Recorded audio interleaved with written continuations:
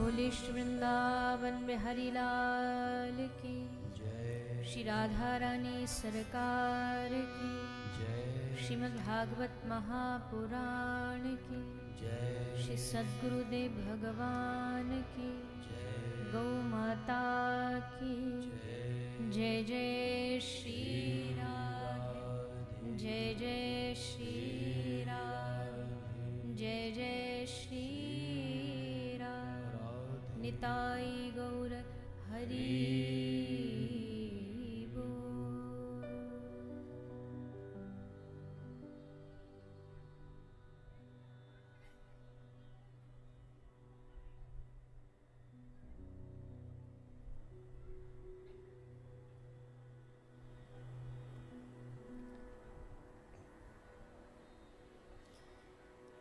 आइए चित सार सिंधु सर्वस्व भगवान श्री राधे गोविंद के चरण कमलों का ध्यान करते हुए सभी श्रीमद् भागवत गंगा में प्रवेश करें। पधारे हुए सभी हरि भक्तों वैष्णव जनों के चरणों में व्यासपीठ की ओर से आप सभी को मेरा प्रणाम। कथा के सप्तम विश्राम दिवस में हम सभी प्रवेश करते हुए आज श्रीमद् भागवत कथा के सार का श्रवण पान करेंगे।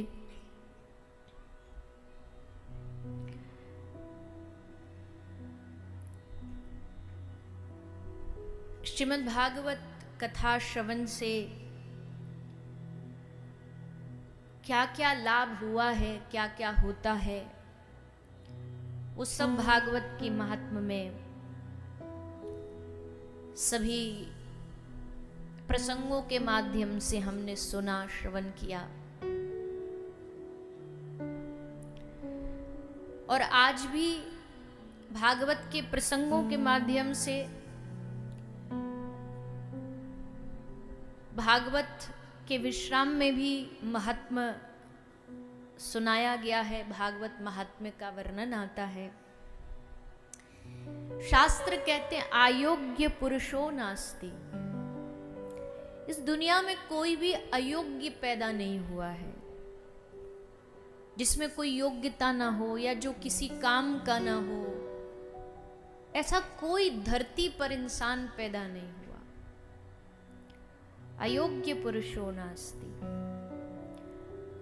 लेकिन जैसे श्री हनुमंत लाल के भीतर शक्ति तो थी, पर उसको जागृत करना पड़ता है, जगाना पड़ता है। वैसी सबके अंदर, सबके भीतर योग्यता तो है। योग्यता किस चीज की? भगवान को पाने की योग्यता सब में है। भक्ति सबके हृदय में है। इस दुनिया में कोई पैदा नहीं हुआ जिसके हृदय में भक्ति ना हो। पर किसी के हृदय में सुप्त अवस्था में है तो उसको जगाना पड़ेगा, जागृत करना पड़ेगा। योग की भाषा में इसी को कहते कुंडलिनी जागरण। चक्रों को जागृत करो, आदि आदि उसका प्रक्रिया प्रोसेस होता है। ये ध्यान करो, ऐसा कार्य करो, ऐसी क्रिया करो तो तुम्हारी कुंडलिनी जागरण हो जाएगी, जागृत हो जाएगी। जागृत करना पड़ता है। दिया रखा है फिर भी अंधेरा, क्यों? क्योंकि जलाना पड़ेगा। भक्ति देवी सबके हृदय में विराजमान है, पर उसको फिर से प्रकट करना पड़ेगा। और वो प्रकट कैसे होंगी? बोले जब आप सत्संग में आकर के बैठते हो, सत्संग से जुड़ते हो, जीवन में सत्संग आता है तो भक्ति जागृत होती है। सुप्त अवस्था में जो भक्ति छुपी है वो जाग जाएंगी, उनका पुनर्जन्म हो जाएगा। इसलिए हम सब भागवत में क्यों आते हैं? बोले हम सब मुक्ति पाने नहीं आते। जो भागवत को समझ जाएगा वो कभी गलती से भी नहीं कहेगा कि भागवत मुक्ति करती है। ये तो भागवत जी का बड़ा छोटा सा फल है मुक्ति, मूल फल नहीं है ये कि मुक्त हो जाना, भागवत जी का फल मिल गया। नहीं नहीं नहीं, मूल फल क्या है? बोले हृदय में भक्ति देवी का पदार्पण हो जाना, जागृत हो जाना। यही वास्तविकता में भागवत का परम फल मिल जाना है, परम पद मिल जाना। सत्संग के माध्यम से कथा सुनते सुनते सुनते, कोई बोला जी इतना समय हो गया कथा सुनते सुनते, हम में बदलाव नहीं आ रहा। देखो, आप एक डॉक्टर के पास गए, ध्यान से सुनिए, आप एक डॉक्टर के पास गए, डॉक्टर ने कहा कि आपका इलाज किया और इलाज के बाद आपको दवाई दी, आप दवाई ले गए। अब दो तरह के पेशेंट हैं। 15 दिन बाद डॉक्टर साहब के पास आते हैं, बोले डॉक्टर साहब हमारी बीमारी ठीक नहीं हो रही। डॉक्टर साहब बोले दवाई समय पर लेते हो? बोले दवाई, कौन सी दवाई? एक तो ये पेशेंट है जिनको दवाई ही नहीं पता कि दवाई भी लेनी है, और दवाई नहीं लोगे तो बीमारी ठीक, बोलिए ना, आप ही बताइए, बीमारी ठीक होगी? नहीं होगी, पक्का? चलो, अब एक और पेशेंट होते हैं, डॉक्टर साहब के पास आए, बोले डॉक्टर साहब हमारी बीमारी ठीक नहीं हो रही, हमको डायबिटीज की आपने गोली दी थी। डॉक्टर साहब बोले ले रहे हो? बोले हाँ ले रहे, पत्ते की पत्ते खाली कर डाले हमने, डब्बे की डब्बे खाली कर डाले, जितनी आपने बताई सुबह की, दोपहर की, शाम की, सब ले रहे, और फिर भी शुगर 400-500 बढ़ती जा रही है, रोज चेक करो, रोज बढ़ी रही है, कम नहीं हो रही। डॉक्टर साहब बोले दवाई लेने पर भी? बोले हाँ। डॉक्टर साहब ने बोला अच्छा खाते क्या हो, दिन में भोजन में क्या लेते हो? बोले सुबह 1 कटोरा भर के मीठी चाय, नाश्ते में पोहा जलेबी, दोपहर में रोटी के साथ एक राजभोग, और शाम को भी महाराज कुछ बढ़िया अच्छा भोजन के साथ व्यंजन पकवान तो खाती है। अब क्या इसकी बीमारी ठीक होगी? डॉक्टर साहब बोलेंगे अरे मूर्ख आदमी, तू दवाइयां तो पूरी की पूरी ले रहा है, पर जब तक परहेज नहीं करेगा तो कैसे रोग ठीक होगा? ये दूसरे किस्म के पेशेंट ज्यादा हैं दुनिया में, दवाई तो ले रहे हैं पर परहेज नहीं कर रहे। हम सत्संग तो सुन रहे हैं, 7 दिन तो सत्संग सुन लिया, पर अब 7 दिन के बाद क्या करना पड़ेगा? परहेज करना पड़ेगा। परहेज क्या है? किसी की निंदा मत सुनो, किसी से ईर्ष्या मत करो, किसी से द्वेष मत करो।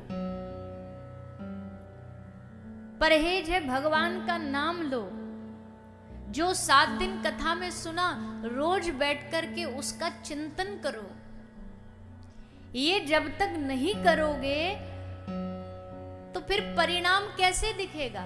और जब परिणाम नहीं दिखता तो हम सत्संग को दोष देने लगते, कथाओं को दोष देने लगते कि ये कथा तो बस नाटक है। भैया परहेज तो आपको ही करना पड़े, हमें ही करना पड़ेगा। मैं अक्सर कहती हूं, लोग हमारे पास आते हैं 7वें दिन, बड़े खुश होके बोलते हैं, मतलब दिखाने के लिए, वैसे तो दुखी होते भीतर, अब हम कल से क्या करेंगे, अब कल से क्या करेंगे, सब खत्म हो जाएगा कल से। तो मैंने कहा कि भले आदमी, कल से ही तो तेरा असल काम चालू होगा। 7 दिन तो क्लास लगी बस है, अब असल काम तो श्रोताओं का कल से ही शुरू होता है कि जो सुना, बार बार व्यास जी ने कहा भैया नाम जपो, माला करो, अब कल से ड्यूटी आपकी चालू। अब आपको इस कथा से जो मिला अब उसको शुरू करना है। अपने दिनचर्या में, जीवन में लेकर के आना। गलती हमारी बस इतने 7 दिन बस हम मौज मस्ती करके खत्म कर देते हैं, और फिर 7 दिन बाद अब क्या करना, अभी तो करना है, अभी तो तुम्हारे जीवन की शुरुआत हुई है, अभी तो तुमने जो सुना उसको अपनाना है।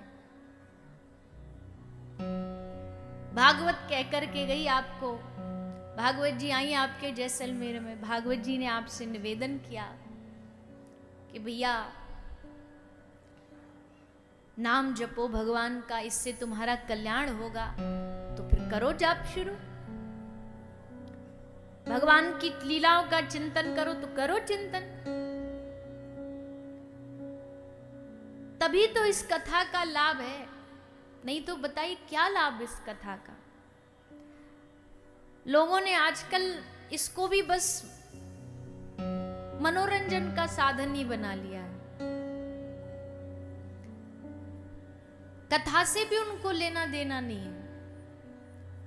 अब कई बार तो इतने परेशान हो जाते हैं, खैर भगवान की कृपा से कम ही ऐसा मिलता है वैसे तो, और कभी कभी ऐसे मिल जाता है, कथा कम सुनाओ, बस भजन सुनाओ, बस भजन सुनाओ, बस नचाओ, बस भजन सुनाओ। अरे भाई इससे बढ़िया तो तुम जागरण करवा लेते। कथा तो कथा ही है ना, कथा सुनकर के नहीं बदले तो कैसी कथा। ये इतने बड़े टेंट, पंडाल, माइक, ये प्रचार प्रसार, ये सब क्यों किया गया? इसको अगर कथा करानी तो यजमान परिवार एक कमरे में बैठ कर के भी सुन सकता है, लेकिन कथा का भाव यही है। श्री हरिराम व्यास जी कहते हैं, कहे तो सुनत बहुते दिन बीते, भक्ति न मन में आई। कहते कहते कहने वाले को, सुनते सुनते सुनने वाले को बहुते दिन बीते, भक्ति न मन में आई। अब क्या करें फिर?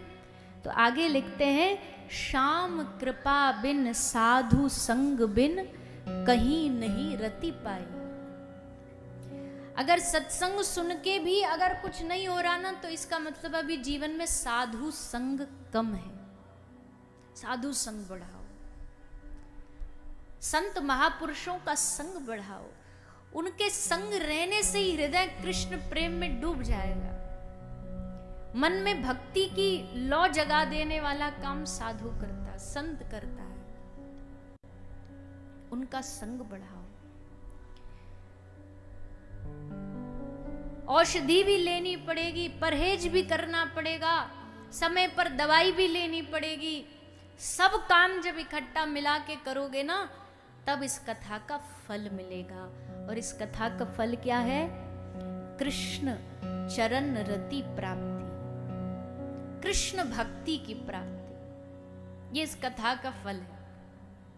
1% भी मन अगर कथा सुन के बढ़ गया ना ठाकुर जी की ओर, अब कल से अपने घर बैठ के अपने ठाकुर जी की याद में आप 2 मिनट भी अगर उनके सामने बैठे, तो समझना कि आपने सचमुच कथा सुनी है, आपने कथा को भीतर बिठाया है। कथा में ही आप नहीं बैठे, आप में भी कथा बैठी है,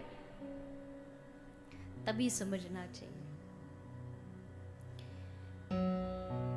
तो भैया हाँ, कथा पर आरोप भी बहुत लगाए जाते हैं कि भाई इतना सुनने के बाद भी नहीं बदले, तो फिर हम उसके समाधान में भी एक बात कहते हैं कि कोई बात नहीं, एक बार नहीं बदलेंगे दोबारा सुनेंगे, दोबारा नहीं बदलाव आएगा तीसरी बार सुनेंगे। कहाँ हम भाग रहे और कहाँ व्यास जी भाग रहे, सब यहीं रहने हैं। जब तक भगवान ने जीवन दिया है, गाते रहो, सुनते रहो, सुनाते रहो, और बस सुनते सुनाते पूरा जीवन गुजर जाए, निकल जाए। भागना किसको, जल्दी किसको? सारा जीवन भगवान की कथा सुनेंगे। जब तक भगवान ने श्वास दी तब तक उनकी कथा सुनेंगे। क्योंकि देखो सच्चाई ये है, अंत में कथा ही साथ देगी आपका। भगवान तो आ भी गए ना दर्शन देने, 2 मिनट आके दर्शन देकर के चले जाएंगे। इसलिए तो गोपियों ने कल गोपी गीत में कहा, तव कथामृतम तप्त जीवनम कवि विरीड़ितम कलमशापहम। बोले तुम तो हमको छोड़ के चले गए, तुमसे क्या आशा रखे हम, पर तुम्हारी कथा ने हमको जीवित रखा। तुम्हारी कथा हमारा साथ नहीं छोड़ती कभी भी। त्रेता में राम जी आए चले गए, द्वापर में कन्हैया आए चले गए, पर अब तक कलयुग में कौन है हमारे साथ? बोले कृष्ण हमारे साथ हो ना हो, पर कृष्ण कथा हमारे साथ। राम हमारे साथ हो ना हो, पर रामचंद्र की कथा हमारे साथ। ये कथा जीवन भर साथ देती है, अंत तक साथ देती है। एक होती है बाहर की यात्रा और एक होती है अंदर की यात्रा। बाहर की यात्रा में तो हम सब दौड़े हैं, तीर्थ चले गए, गंगा यमुना जी चले गए, कावेरी चले, ये सब बाहर की यात्राएं हैं। बाहर की यात्राएं आसान हैं। आजकल देखो सारे लोग तीर्थों में ही पाए जा रहे हैं। सब जगह देखो तीर्थों को घेर रखा है एकदम। सब बाहर की यात्रा कर रहे हैं, पर उस बाहर की यात्रा के साथ साथ एक अंदर की यात्रा भी करनी जरूरी है। अंदर की यात्रा कौन कराएगा? भगवान की कथा कराएगा, भगवान का सत्संग कराएगा।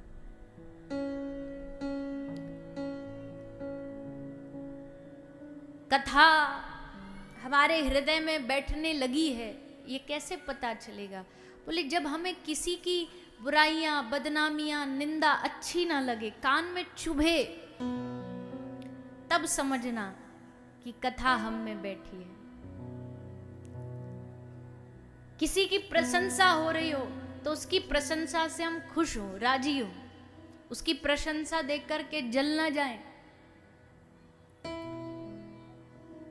जिनसे हमारा स्नेह नहीं होता ना, उनकी कोई प्रशंसा कर रहा तो हम कान बंद कर लेते, बोले खबरदार उनकी बड़ाई करी तो। हमें उनकी प्रशंसा पचती नहीं, भाती नहीं। उनकी निंदा पचती है, कोई उनकी बुराई करे तो हाँ बड़े खुश हो जाएंगे, हाँ सही कह रहे हैं, हम भी यही मानते हैं। इसका मतलब सत्संग अभी हृदय में बैठा नहीं है।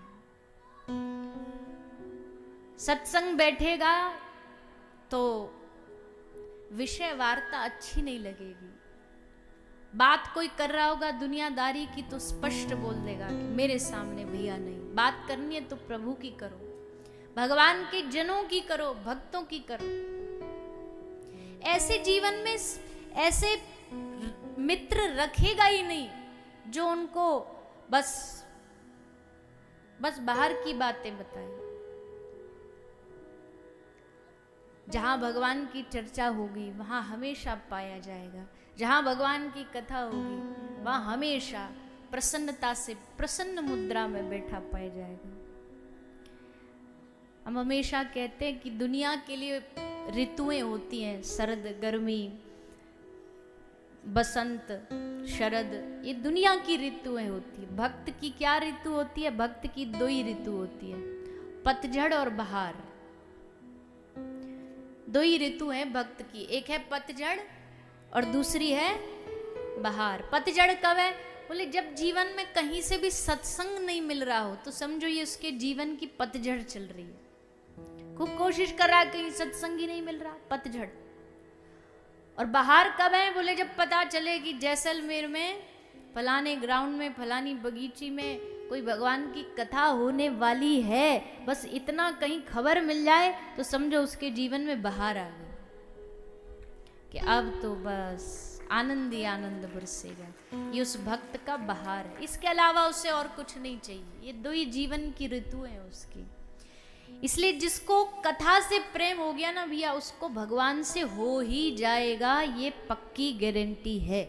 पहले कथा से प्रेम करो, पहले भगवान की लीलाओं से प्रेम करो। अगर भगवान की लीलाओं में आनंद आ रहा ना तो समझो कि अब धीरे धीरे तुम्हारा जो जीवन है वो भगवान की ओर अग्रसर हो रहा है। नहीं तो कहाँ लोगों को सत्संग से प्यार होता है? लोग को ये टाइम पास लगता है, टाइम बर्बादी लगती है। लोग कहाँ 3 घंटे बैठे बैठे लोग भी पता नहीं क्या करते हैं। कितने लोग बोलते हैं अरे क्या जरूरत है इन सब से कथा वथा सुनने की, अपने घर में पढ़ लो। अरे तो प्रभु तू अपने घर में भी तो नहीं पढ़ता, वो भी पढ़ ले तो भी जीवन धन्य हो जाए। ना पढ़ते ना सुनते, फिर कैसे जीवन का कल्याण होगा? या तो पढ़ो घर में बैठ करके, उससे अच्छा तो कुछ है ही नहीं। मैं तो खुद स्वयं बोलती हूँ कि हम कितनी भी कोशिश करें, भागवत और शास्त्र की बात बोलते हैं, कोशिश यही करते हैं, पर एक आध दो चार बात तो हमारे अपने मन की भी आई जाती है बीच में। लेकिन शास्त्र पढ़ोगे तो एकदम महापुरुषों की बात पढ़ोगे, पढ़ो कहाँ पढ़ते, 2 मिनट किताब ग्रंथ खोला नहीं कि वो एक श्लोक पढ़ते ही नींद आ जाती है। एक श्लोक पढ़ते बोले समझ नहीं आ रहा। बचपन में बच्चे को कैसे पढ़ाते हो? नहीं पढ़ रहा होता, नहीं मन लग रहा तो भी डांट डांट के पढ़ाते हो कि नहीं पढ़ाते? जैसे बच्चों को समझाते हो वैसे अपने आप को समझाओ। बड़ों को भी तो समझने की जरूरत है, अपने आप को समझाओ। नहीं मन लग रहा तो भी पढ़ेंगे, क्यों? क्योंकि इससे हमारा कल्याण होगा। नित्य पढ़ो, नित्य पाठ करो। और कोई ऐसा है बोले जी हम तो पढ़ना नहीं आता।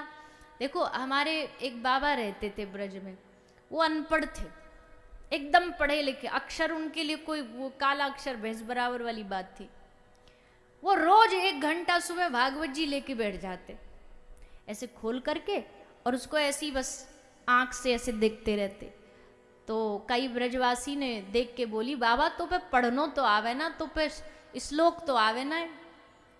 ब्रज भाषा में कुछ शब्दों को अपभ्रंश करके बोलते, जैसे श्लोक को श्लोक बोलेंगे, स्कूल को स्कूल बोलेंगे। तो बोले बाबा तो पे श्लोक तो आवे ना, फिर तू या खोल के कहा करे, काय को बैठ जाए यहाँ।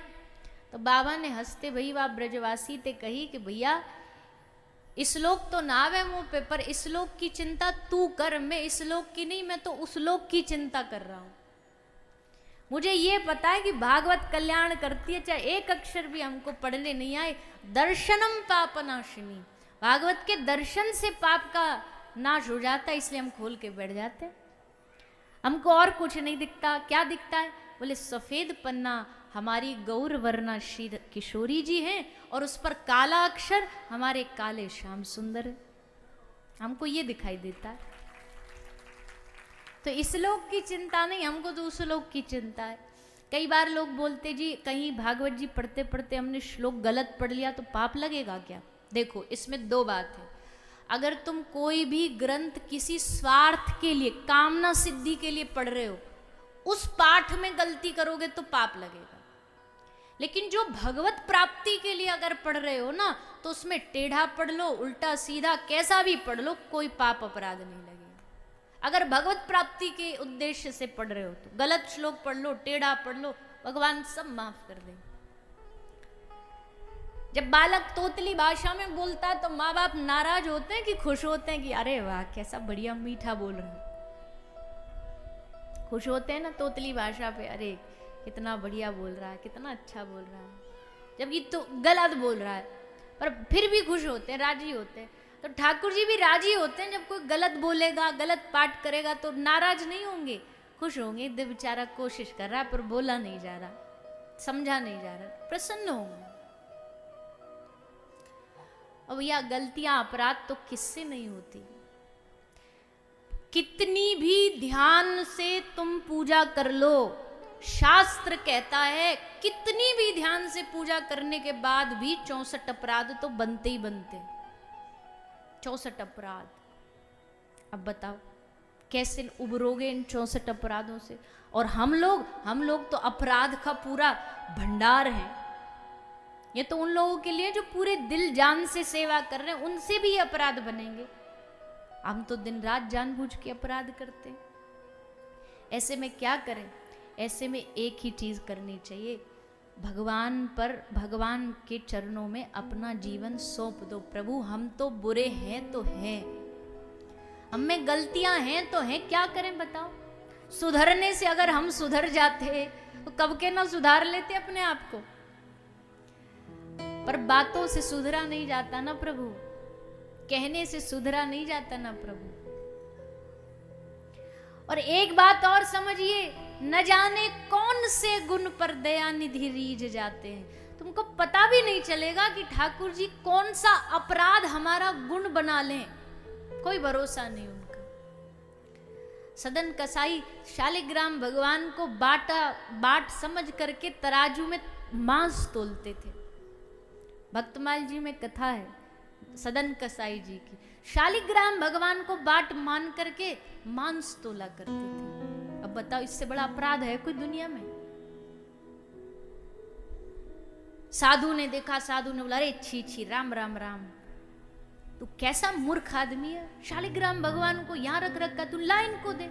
और ले करके शालिग्राम भगवान को ले गए, पंचामृत से अभिषेक कराया, गंगा जल से स्नान कराया, तुलसी अर्पित करी, चंदन की, चांदी के सिंहासन पर भगवान को विराजमान किया।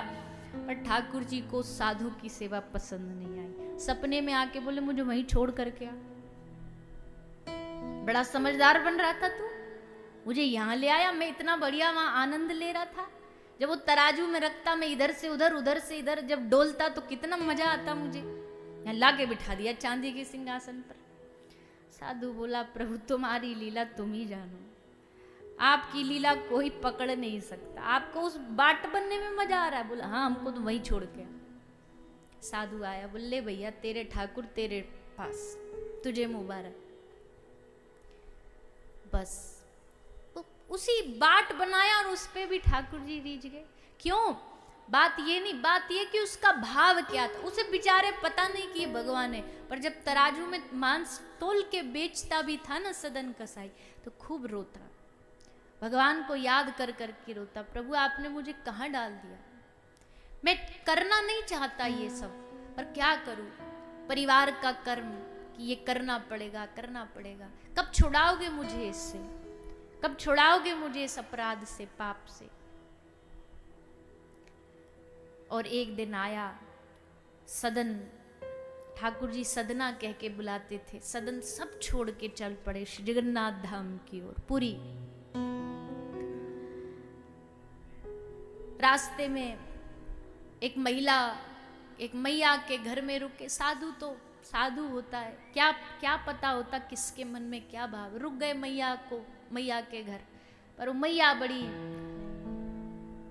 अपवित्र भाव वाली थी। रात को सदन कसाई के पास आई, बोले मैं आपका संग करना चाहती हूँ, आप जैसा पुत्र चाहती हूँ। खूब मना किया सदन कसाई ने, देवी आप मेरी माँ समान हो, ले अब तुम हमारा संग नहीं करोगे तो तुमको फंसा दूंगी। बोले जो करना है करो। पूरी रात को हल्ला मचा दिया। इस साधु ने मेरे साथ जबरदस्ती करी। राजा के सामने सदन कसाई को ले जाया गया, दंड दिया गया। क्या दंड दिया? इन हाथों ने इस स्त्री को छूने की कोशिश करी, राजा ने कहा इसके दोनों हाथ कटवा दो। सदन कसाई प्रभु की ओर देख देख के हंस रहे, वाह प्रभु तुम्हारी लीला, क्या खेल खेल रहे हो। जो अपराध नहीं किया देखो उसका भुगतान किया जा रहा है। तुमको लगता भक्ति आसान है, आपको लगता भक्ति दुख दूर कर देती है। देखो कैसी कैसी परीक्षाएं, भक्ति में आने के बाद भी भक्ति से भरोसा नहीं उठा भक्तों का। हमारा शाम को जो भोजन चाहिए मन पसंद, अगर वो भी नहीं मिला ना तो शाम से भजन करना बंद कर देंगे। बोले भगवान भगवान कुछ नहीं है, इच्छा पूरी नहीं करता। हाथ काट दिए गए दोनों, जो अपराध सदन कसाई ने किया भी नहीं, दोनों हाथ अलग कर दिए गए। सदन ने कहा कोई बात नहीं, जैसी हरी इच्छा, इनको यही पसंद तो यही सही। कटे हाथों से जगन्नाथ भगवान के धाम गए।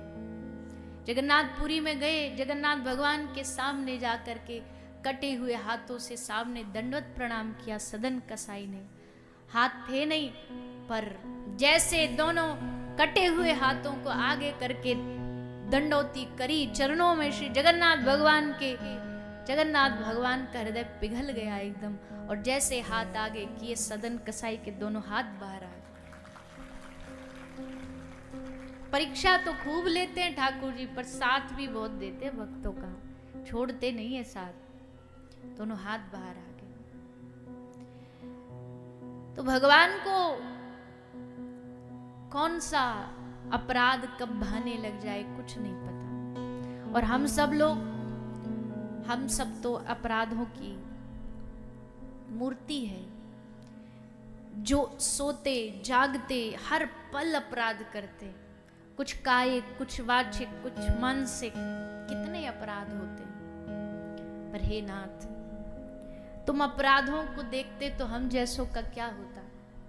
तुम अपराधों को नहीं देखते तभी हम जैसे खोटे सिक्के चल जाते हैं। कितने भी अपराध कर लें, कितनी भी गलतियां कर ले, कितनी भी बुराइयां हम में आ जाए, पर प्रभु मेरा और आपका रिश्ता थोड़ी ना खत्म हो जाएगा, हमारा संबंध थोड़ी ना खत्म हो जाएगा। पर ये ध्यान रखो, इतना तो ध्यान रखो कि सचमुच हमारे अपराधों में कोई कमी नहीं है। हम समझते हैं अपने आप को हम बड़े भगत हैं, हम बड़े धर्मात्मा हैं, हम बड़े पुण्यात्मा हैं। कुछ नहीं है। ये बेकार का अभिमान छोड़ दो, मन से निकाल दो। जो 24 घंटे भगवान का भजन करते वो संत महापुरुष, वो तो कहते हैं कि हम अपराधी हैं, और हम जो दिन में एक बार भी प्रभु को याद नहीं करते, हम समझते हैं बड़े बड़े धर्मात्मा बन गए। क्या होगा इससे बड़ा अपराध? सूरदास जी कहते इससे बड़ा अपराध तुम जीवन में क्या करोगे? किसी दूसरे पर प्रश्न चिन्ह उठाने से पहले अपने आप को विचार करें, सोचें कि मौसम कौन कुटिल खल कामी, कौन होगा इस संसार में हमसे बड़ा अपराधी। जिस दिन ये बात आ गई मन में, कहने के लिए नहीं, अभी तो कहने को कह देंगे बस शब्दों से, पर जिस दिन मन में बैठ जाएगी उस दिन समझ आएगा कि हम अभी जीवन में कितना कुछ करना, कितना कुछ पाना शेष है, बाकी है।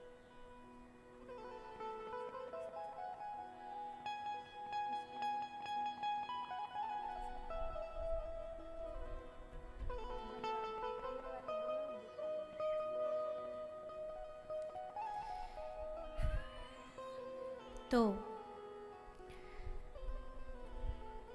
सत्संग का लाभ, सत्संग की महिमा, ये हमारे हृदय में विनम्र भाव प्रकट करती है, पैदा करती है। इसलिए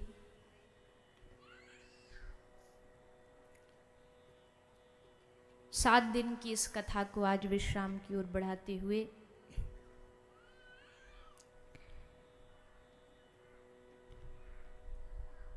भागवत के विश्राम दिवस में विश्राम प्रसंगों को श्रवण करते हुए श्री सुखदेव जी महाराज राजा परीक्षित को गंगा के किनारे भागवत का श्रवण पान सुना रहे हैं। राजा परीक्षित पूर्ण मनोभाव से श्री प्रभु के चरणों में बैठकर के भगवान की कथा को श्रवण कर रहे हैं। एक प्यासा जब कुएं के पास जाता है तो हाथ फैला करके चरणों में बैठ करके उस जल को पान करता है, क्योंकि वो जानता है कि यही वो मुख से निकली धारा है जो हमारे जीवन को परिवर्तित करती है। श्री परीक्षित राजा को भगवान पर पूर्ण भरोसा है, सुखदेव जी पर, कि ये जो भी हमको सुनाएंगे उसको श्रवण करके हमारा कल्याण होगा। 7 दिन की इस कथा को श्रवण करने से हमारी मुक्ति होगी। पर देखो भैया, ये जो कई प्रकार के श्रोता होते हैं ना कथा में, जिसके सबके अलग अलग भाव होते हैं, पर जो श्रोता एकमात्र भगवत प्राप्ति और भगवत चाह लेकर के इस कथा में आता, उसको भगवान मिलते हैं। जो बाकी की चाह लेकर के आता, संसार प्राप्ति, उसको संसार मिलता है। पर जो भगवान को पाने आता, उसको भगवान मिलते हैं। 1000 प्रकार के अगर श्रोता बैठे होते तो 1000 प्रकार के उनके भाव होते हैं, 1000 प्रकार के उनके विचारधाराएं होती हैं। लेकिन एक ऐसा श्रोता होता है जिसको कोई दुनियादारी से मतलब नहीं होता, उसको केवल और केवल अपने कल्याण के लिए कथा सुननी होती है। राजा परीक्षित उनमें से एक है। प्रयास करना चाहिए कि हम जीवन में सच्चे श्रोता बने, सच्चे श्रोता बन के कथा को श्रवण करें। श्री सुखदेव जी महाराज लगातार 7 दिनों से कथा सुना रहे हैं।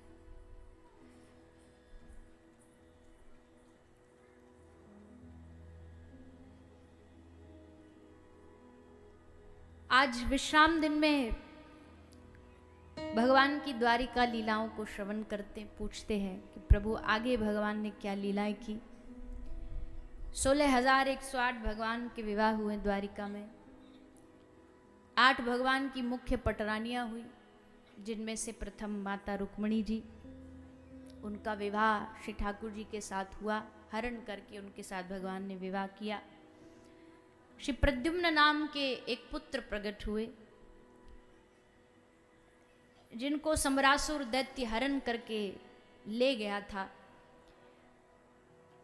पर श्री नारद जी ने जाकर के उनको उनके असली स्वरूप का भान कराया और सम्रासुर के साथ युद्ध करके श्री प्रद्युम्न महाराज लौटे। रुक्मणी जी का विवाह हुआ। दूसरी जो भगवान की पटरानी है वो है देवी जामवती जी। जामवती जी के साथ भगवान का जो विवाह हुआ उसकी लीला भी श्री सुखदेव जी श्रवण कराते हैं। एक जामवंत नाम के भगवान के भक्त हुए हैं। राम जी के अवतार में उनकी कथा सबने सुनी होगी। श्री जामवंत जी की पुत्री जामवती जी के साथ भगवान ने विवाह किया है। देवी जामवती जी भगवान श्री कृष्ण को मन ही मन प्रेम करती हैं, चाहती हैं। आज ये अवसर मिला कि साक्षात भगवान चल करके उनकी गुफा में आए। जामवंत महाराज ने प्रार्थना करी भगवान से कि आप हमारी पुत्री को स्वीकार करो, इनके साथ विवाह करो। भगवान ने उनके साथ विवाह किया। दूसरी रानी भगवान की जामवती जी हुई। तीसरी भगवान की रानी है देवी सत्यभामा जी। सत्यभामा जी भी भगवान को परम चाहती थी, प्रेम करती थी। इनके पिता ने इनका विवाह कहीं और निश्चित कर दिया था, पर अंत में जाकर के उस प्रस्ताव को निरस्त करके भगवान श्री द्वारिकाधीश के साथ सत्यभामा जी का विवाह किया गया। तीसरी रानी सत्यभामा जी हुई। चौथी भगवान का विवाह हुआ है कालिंदी मैया से, श्री यमुना महारानी से। यमुना जी भगवान की पटरानी है। श्री यमुना महारानी के साथ भगवान का सुंदर विवाह हुआ है। सत्या के साथ भगवान ने विवाह किया, मित्रविंदा के साथ विवाह किया, भद्रा के साथ विवाह किया, लक्ष्मणा के साथ विवाह किया। इन सब रानियों के साथ भगवान ने विवाह किया है, सब पर कृपा करी। फिर भगवान ने 16,000 कन्याओं का कल्याण किया। ये 16,000 कन्याएं कोई और नहीं है। शास्त्र कहता है कि वेदों की श्रुतियां कन्या बनकर के पधारी। भगवान ने सबके साथ विवाह किया, इनको अपनी शरण दी। यद्यपि भगवान का नाम है शरणागत वत्सल, कि जो सब जगह से हार करके शरण में आता है भगवान उसको स्वीकार करते हैं। इन सब कन्याओं ने भी जब देखा कि इनके पास अब कोई उपाय बचा नहीं, कहीं जाने के लिए स्थान नहीं, तो भगवान से निवेदन किया कि प्रभु आप हमको स्वीकार करो। तो भगवान ने इन सब कन्याओं के साथ विवाह करके इन सबको स्वीकार किया। 16,108 भगवान के विवाह हुए। इस प्रकार भगवान के विवाह के चरित्र को श्री सुखदेव जी सुनाते हैं। आगे भगवान ने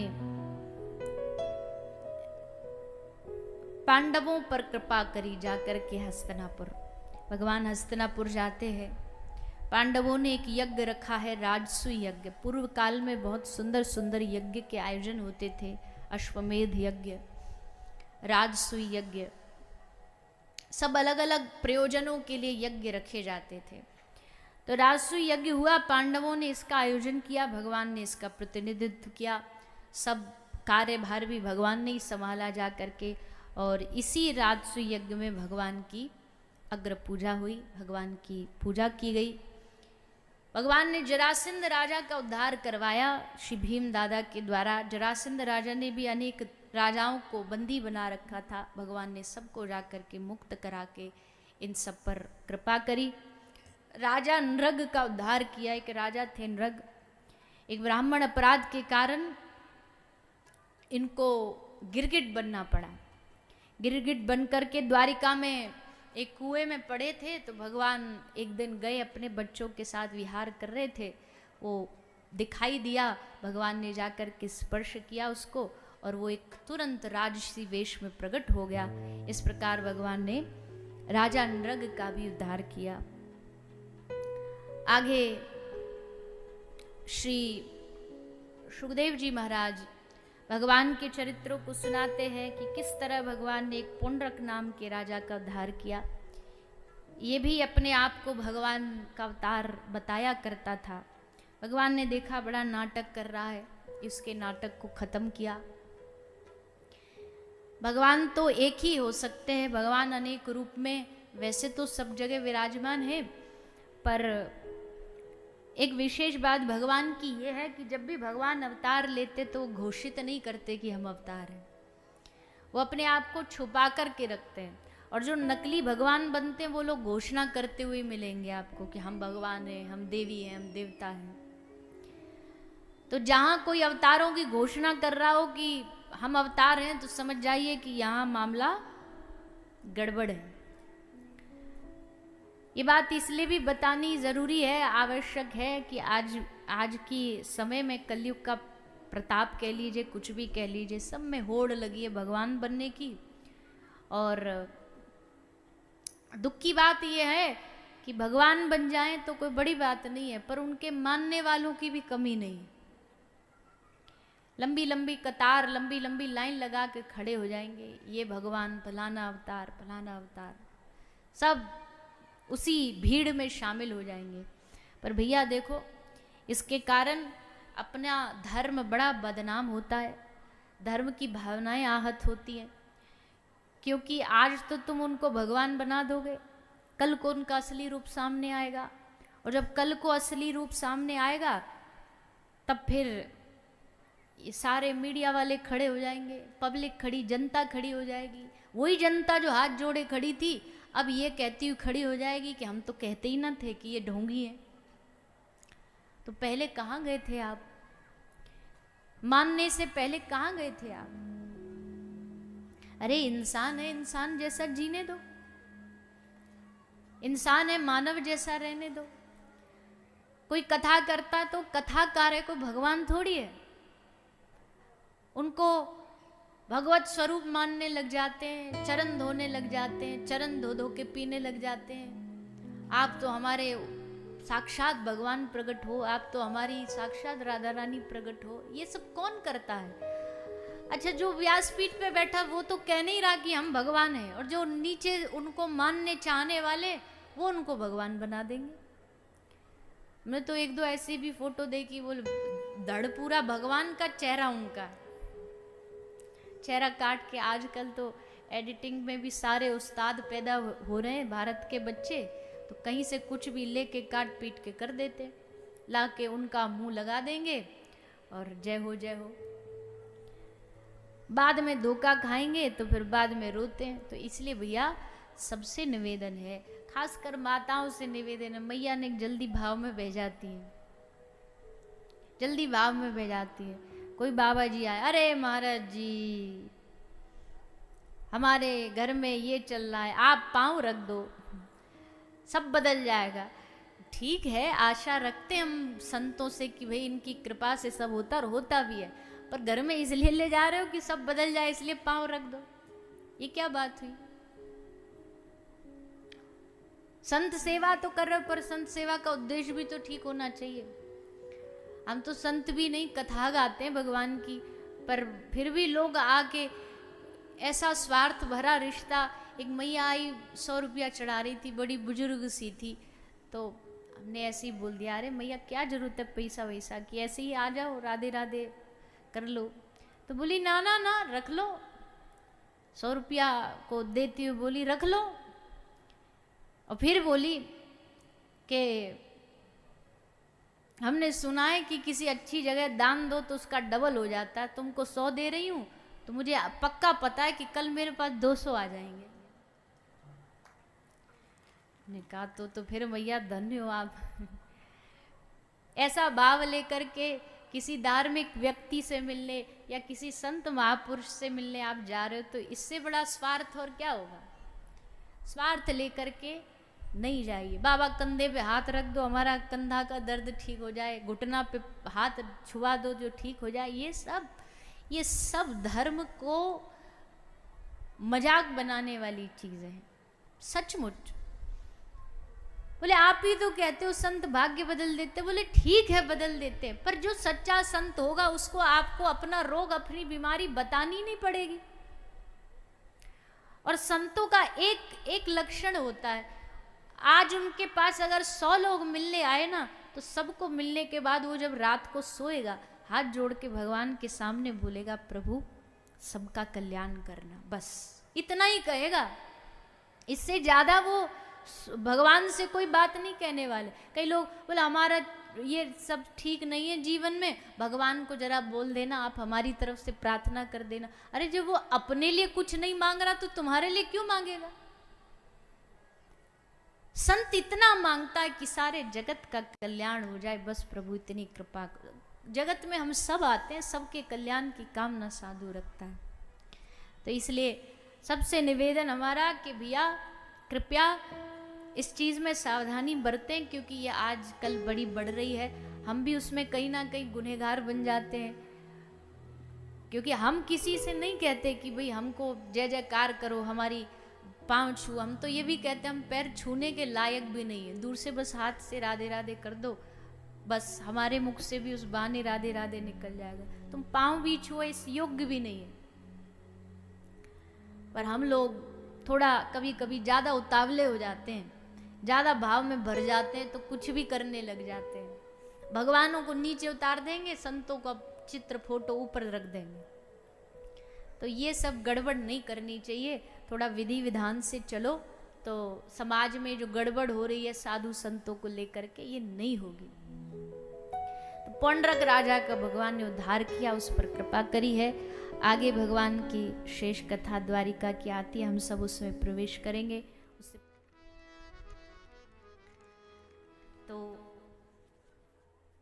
सब रानियों को भी अपने विरह को शांत करने के लिए श्री राधा रानी की शरण में ब्रजधाम आना पड़ा, वृंदावन आना पड़ा। वृंदावन में आकर के ही उनकी विरह वेदना शांत हुई, कृष्ण कथा सुन करके।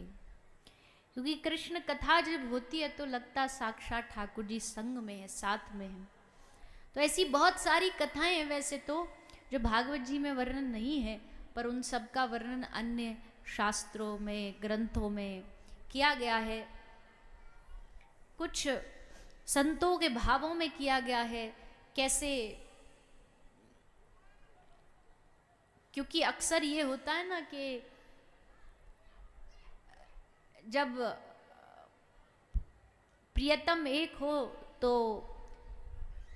दो वर्गों में आपस में ईर्ष्या हो जाती है, क्योंकि उसका भी प्रियतम उसका भी प्रियतम। पर अगर भगवान की लीला में देखा जाए तो भगवान को जितने भी चाहने वाले उनमें कोई ईर्ष्या नहीं होती, उनमें द्वेष नहीं होता। भगवान की रानियों ने ब्रज गोपियों से ईर्ष्या नहीं करी, ब्रज गोपियों ने रानियों से ईर्ष्या नहीं करी, और उल्टा श्री राधा रानी की शरण ग्रहण करी। वो समझ गई कि श्री राधा रानी की कृपा से, उनके आशीर्वाद से भगवान को पाना सहज हो जाता है। और वैसे भी ब्रजभूमि का प्रेम तो अवर्णनीय है, श्री राधा रानी का प्रेम अद्वितीय है। उसका ना तो कोई दुनिया में पैदा हुआ जो उसका वर्णन कर सके। हाँ, जो प्रेमी रसिक वैष्णव होते उसका थोड़ा बहुत अंश अनुभव कर पाते हैं अपनी भक्ति के द्वारा। तो भगवान द्वारिका में विराजमान है 16,000 रानियों के साथ में, पर मन उनका, भाव उनका आज भी ब्रज में ही रहता है। कल भी आपने सुना उद्धव जी को कह रहे हैं कि उद्धव ब्रज का स्मरण मेरे हृदय से नहीं जाता। जबकि भगवान ने 100 वर्ष द्वारिका में जीवन बिताया, बस 11 वर्ष भगवान पूरे ब्रज भूमि में रहे, लेकिन सबसे ज़्यादा लीला भगवान की उन्हीं 10-11 वर्षों की ही गाई जाती है। भगवान ने रास भी किया तो भगवान की आयु मात्र 9 वर्ष थी। जितनी गोपियां थी वहाँ, जितनी गोपियां भी थी वो भी कम आयु की गोपियां आती थी श्री ठाकुर जी के रास में। कोई बड़ी बड़ी आयु की गोपियां भी जब रास में प्रवेश करती तो उनकी आयु मात्र 10 से 12 वर्ष रहती। उसी आयु में आकर के वो ठाकुर जी के साथ रास करती। कई लोग भगवान के रास पर भी प्रश्न उठाते हैं, तो वो भी सुन लें कि भैया 9 वर्ष का बालक बताओ, 9 साल का बालक कहीं काम से युक्त हो सकता है? आजकल तो इतना सारा एडवांस दुनिया चल रही, फिर भी 9 साल के आप बच्चे को देखोगे तो उसका मन भी पवित्र रहेगा किसी हद तक। उस समय तो 9 वर्ष के बालक में कामना वासना तो आ ही नहीं सकती। इसीलिए हम कह रहे हैं, कोई हमारा और कोई कारण नहीं है कि ठाकुर जी छोटे बनाओ छोटे बनाओ। हमको कौन सा छोटे बनाओ बड़े बनाओ, आपके परिवार के बनेंगे। पर हम इसलिए कह रहे हैं, ठाकुर जी जो बनते हैं ना विग्रह स्वरूप, उनमें साक्षात भगवान का स्वरूप, और वो बनने चाहिए जिनमें कामना वासना ना हो। पर चलो जैसी हरी इच्छा, आज का दिन और है तो शांति, आपस में कोई झगड़ा विषय नहीं होना चाहिए। इसलिए हम बोल रहे हैं कि भाई छोटे बना दो छोटे बना दो। बड़े ठाकुर जी ऐसे भगे आते हैं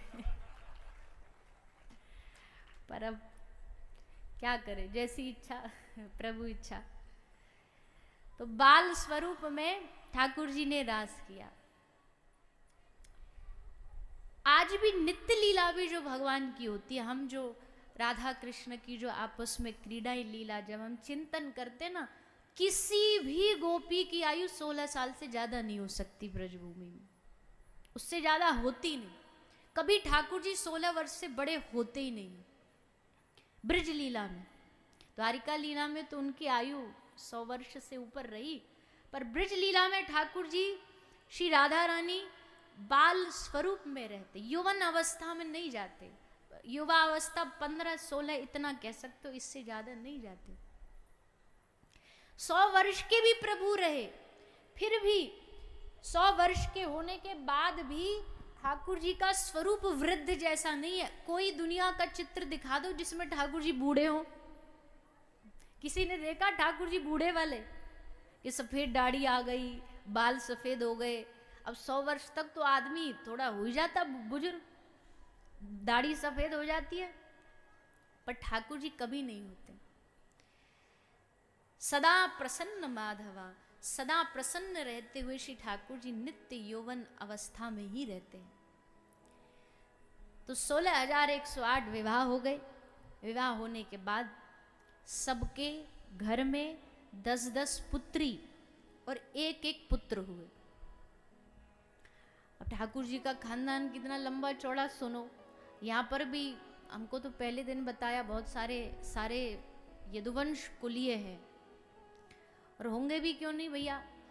अब सोचो 16,100 रानी, 10-10 बेटी, एक बेटा, तो कितने बच्चे हुए बताना जरा। कोई बात नहीं, घर जाके कैलकुलेट करना। भागवत में लिखा इतना बड़ा प्रभु का खानदान था कि बच्चों को पढ़ाने के लिए कम से कम 2 करोड़ अध्यापक थे। इतना बड़ा भगवान का परिवार था। पर विशेषता क्या है भगवान की? इतना बड़ा परिवार होते हुए भी भगवान को किसी में मोह नहीं, वैराग्य परिपूर्ण। यदुवंश लड़ रहा है, धीरे धीरे नाश हो रहा है, भगवान बैठे बैठे मुस्कुरा रहे हैं। एक बूंद अश्रु नहीं बहाया भगवान ने। इसलिए तो कहते हैं भगवान परम वैराग्य पूर्ण है। और वैसे भी हमने बताया कि ज्यादा तो मोह छूटता नहीं किसी का, पर एक समय पर आके तो छोड़ देना चाहिए। एक समय पर आकर के तो थोड़ा सा ढीला कर देना चाहिए। कब तक अंत तक इन्हीं जिम्मेदारियों को ढोते रहोगे? आदमी कहता ना भैया माया ने हमको खूब पकड़ रखा है। माया नहीं पकड़ती, असल में हम माया को छोड़ना नहीं चाहते। हम छोड़ते नहीं, हम उसको जकड़े रहते, पकड़े रहते। तो छोड़ना न छोड़ना हमारे अपने हाथ में। एक समय पर आकर के व्यक्ति को एकदम अंतर्मुखी हो जाना चाहिए कि अब हमारा उद्देश्य केवल भगवत प्राप्ति है, पर नहीं छूटता। सास की चाबी यहाँ से छूटती नहीं, बहू आ जाएगी तो भी यही घुसा के रखेगी, चाबी दूंगी नहीं।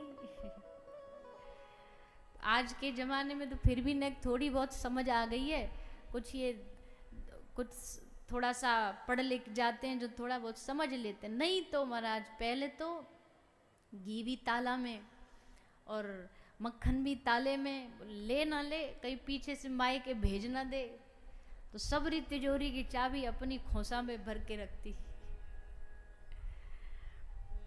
पर फिर वो बात आती, जी सास भी कभी बहू थी, तुम भी आई थी, तुम्हारे संग जैसा व्यवहार हुआ था तो उसको याद रखो, तुम जैसे अपने सास को मन ही मन सुनाती थी, तुम्हारी भी सुना रही होगी, पर अपना समय भूल जाती।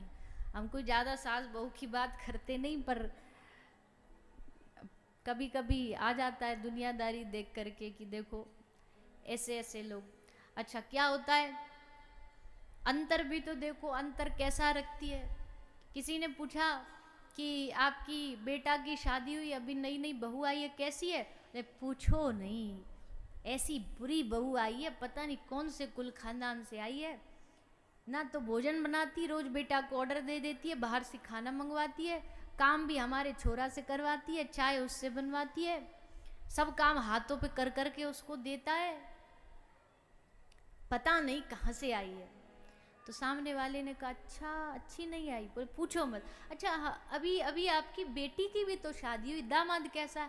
बोले वो तो देवता है, देवता, बेटी को कोई काम नहीं करने देता, बाहर से रोज कहता है तू क्यों काम करती है, तेरे लिए बाहर से खाना मंगवा देता हूँ, बेड से नीचे पांव धरने नहीं देता, सब काम खुद करता है। अब बस देखो रिश्ता वही सोच नहीं। तो ऐसे दोगलापन नहीं करो, दोगलापन मत दिखाओ। पुत्री आपकी, बेटी आपकी भी है, घर में कोई आया, मैं तो हमेशा कहती हूँ देखो भैया, कोई कन्या अपना घर परिवार छोड़ के आती है, सारा जीवन क्या कैसा रहा और फिर दूसरी जगह आई, तो थोड़ा समय तो लगता है चीज़ों को समझने में। आप प्रेम से समझाओगे तो शायद जल्दी समझ जाए। खैर, भगवान श्री कृष्ण की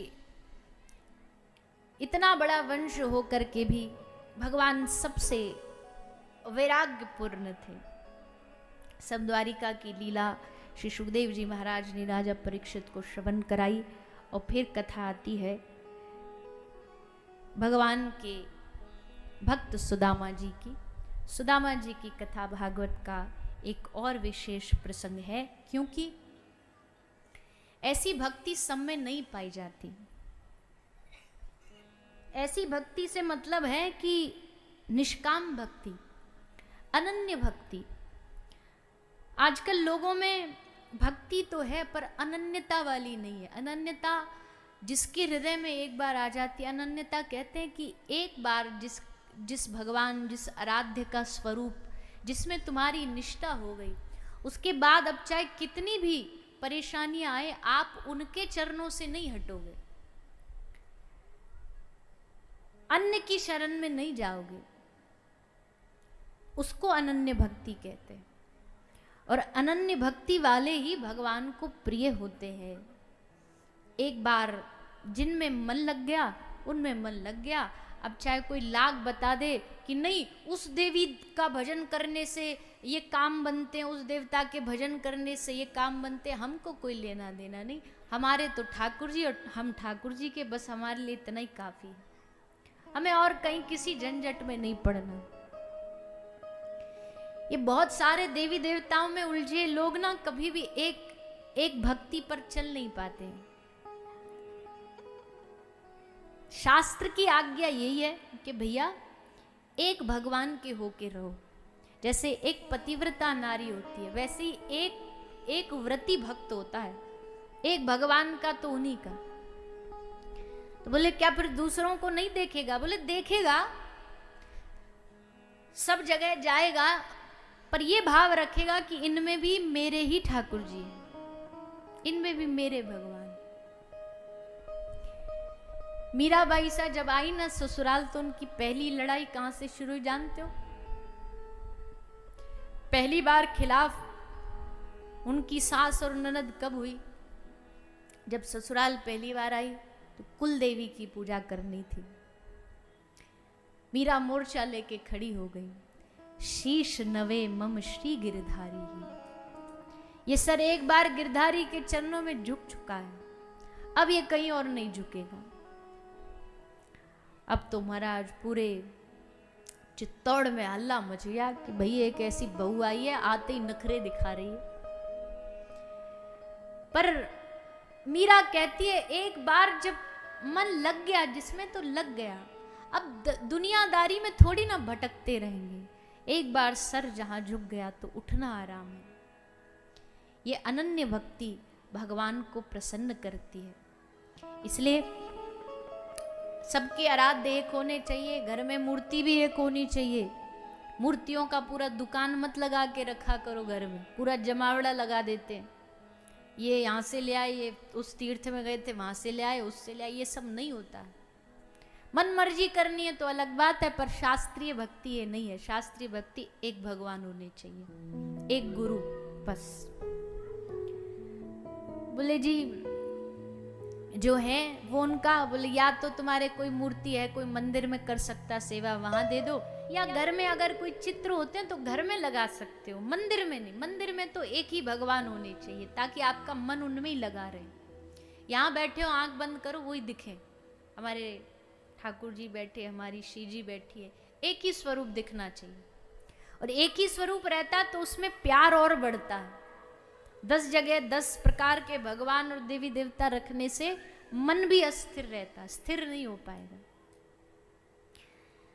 सुदामा जी की भक्ति बड़ी उच्च भक्ति थी, श्रेष्ठ भक्ति थी, अनन्य भक्ति थी। सुखदेव जी महाराज वर्णन करते हैं कि बाल्यकाल की मित्रता, बचपन की मित्रता, ऐसी मित्रता जो संसार में होना संभव नहीं, क्योंकि एक तो बड़ा भारी राजा, राजकुल खानदान का श्री कृष्ण, और सुदामा बेचारा एकदम दरिद्र ब्राह्मण। लोग मैत्री भी तो हैसियत देख के करते, मित्रता भी तो बराबरी देख के करते। अच्छा हमारे स्टेटस का है तो मित्र बनाएंगे, पर भगवान से परम मित्र और कौन हो सकता है? वो परम सखा है। त्वमेव माता पिता त्वमेव, त्वमेव बंधुश्च सखा त्वमेव। वो परम सखा है, सबके सखा है। भगवान ने सुदामा को मित्र बनाया, सुदामा के साथ मैत्री की, और इतनी घनिष्ठ मैत्री। सुदामा कोई कारण से पाठ भूल जाते, गुरु जी को सुनाना, तो ठाकुर जी जानबूझ के भूल जाते कि इसका साथ देंगे, क्योंकि ये पाठ भूले ऐसे दंड मिलेगा। कहीं ना कहीं गुरु जी भेजेंगे कि वन में जाओ, ये लाओ वो लाओ, तो कम से कम इस बहाने हम भी इसके साथ जाएंगे। तो इसलिए ठाकुर जी जानबूझ के भूल जाते, जबकि इनके मुख से वेद प्रकट हुए, कहाँ पाठ भूल सकते। पर मैत्री निभाई भगवान ने। और फिर कथा आती है, भगवान ने चावल ग्रहण कर लिए, ये सब कई सारी कथाएं हैं, कई सारी शास्त्रों में लिखी है, कई सारी लोगों ने बना दी है। तो सुदामा जी कथा ने सोच समझ के माननी और सुननी चाहिए, क्योंकि इसमें बहुत सारी भ्रांतियां हैं, बहुत सारी अलग अलग धारणाएं। उसका कारण ये भी है कि भागवत में ज्यादा सुदामा जी की कथा नहीं, और अगर है भी तो सुदामा का नाम भी नहीं है भागवत जी में, बस एक ब्राह्मण थे ऐसा लिखा हुआ है, नाम भी नहीं लिखा। नाम भी फिर बाद में वंशीधरी जी ने अपनी टीका में लिखा कि नाम है सुदामा। तो इसलिए लोग फिर अपनी अपनी इसमें कहानियां जोड़ देते, बची कुची कसर ये टीवी सीरियल वाले पूरी कर देते हैं। इनको सुदामा जी भक्त तो लगते नहीं, जोकर लगते हैं, इसलिए उठा उठा के द्वारपालों से पटकवाते हैं, भगाते हैं। तो ये मूर्खता नहीं करनी चाहिए, क्योंकि ऐसा कहीं लिखा ही नहीं है, ऐसा कहीं वर्णन ही नहीं है।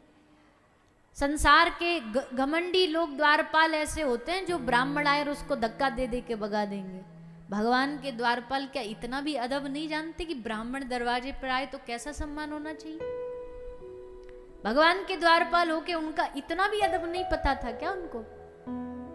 ये सब मिट्टी पलेट कर दी जागरण वालों ने कि कुछ भी दिखा दिया, कुछ भी बना दिया।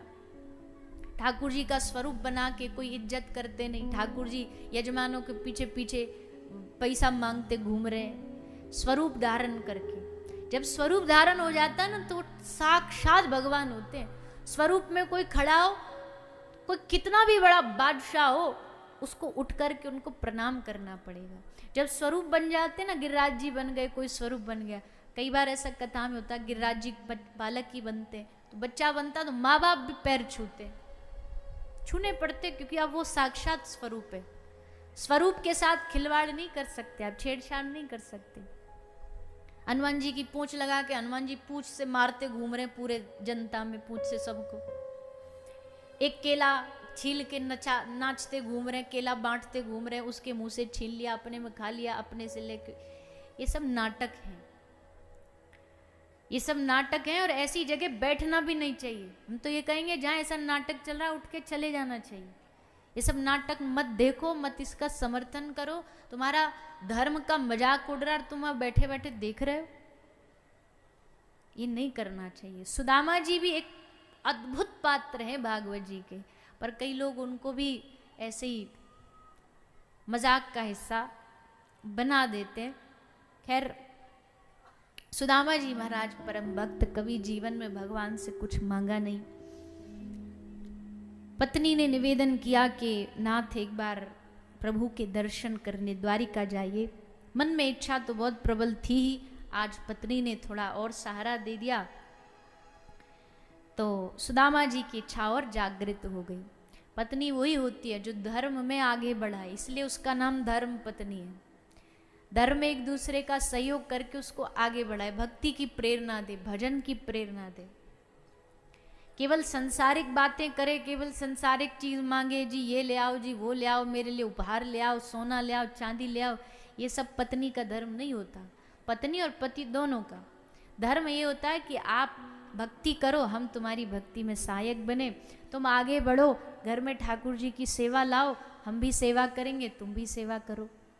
एक दूसरे का भक्ति में सहयोग करना, यही सच्ची पत्नी और पति का धर्म कहलाता है।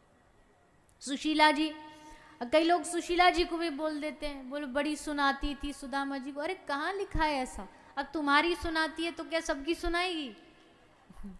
तुमको लगता है फिर सारे दुनिया की पत्नी ऐसी है, वो सब ऐसे ही करती होंगी, वो साड़ी लाओ, गहने लाओ।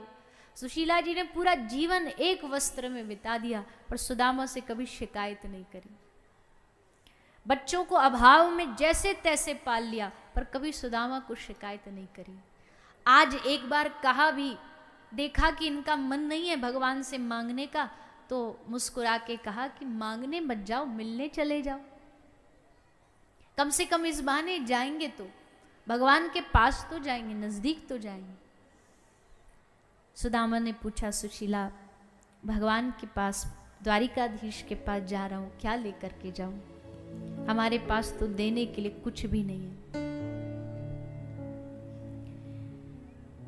सुशीला ने कहा कि है तो मेरे पास भी कुछ नहीं, पर कल भिक्षा में मांग के लाए थे, तो जरा से थोड़े से चावल है, तंदुल है, वो बांध के दे देती हूँ। तो सुदामा जी को तंदुल की गठरी बांध करके सुशीला ने प्रदान करी, और सुदामा जी उस गठरी को अपने कांख बगल में दबा करके चल पड़े द्वारिकाधीश श्री कृष्ण से मिलने। मन में प्रभु का भाव लेकर के रोते रोते जा रहे हैं। एक तरफ आशा है मिलेंगे, और एक तरफ थोड़ा संकोच भी है कि मिलेंगे तो क्या मुंह लेकर के जाऊंगा।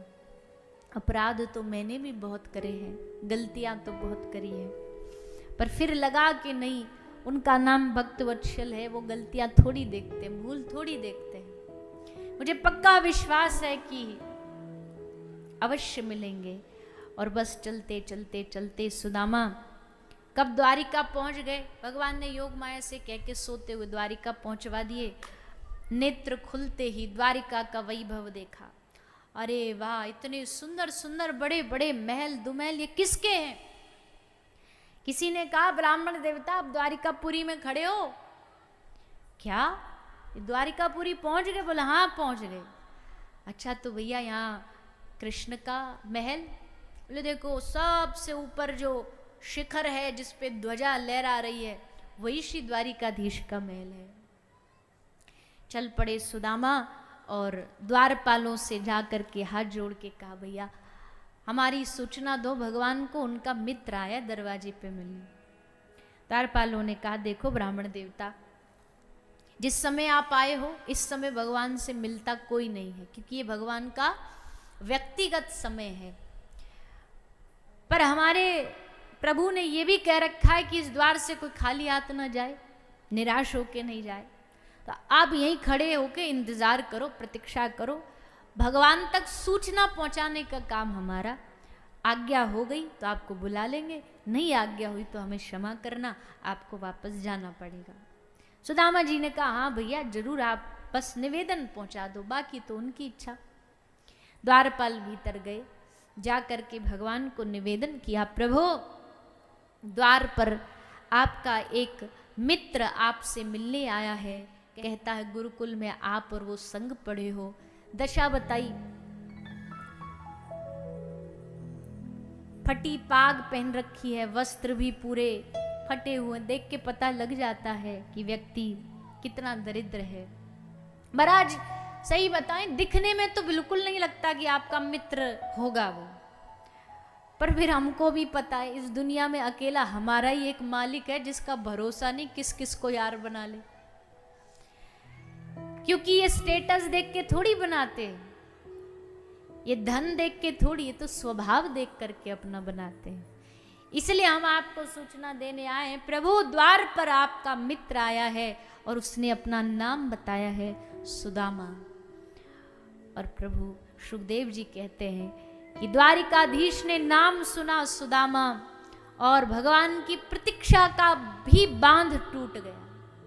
भगवान भी अब इतना भी नहीं रुक पाए कि कोई भीतर सुदामा को लेकर के आए और हम मिलें।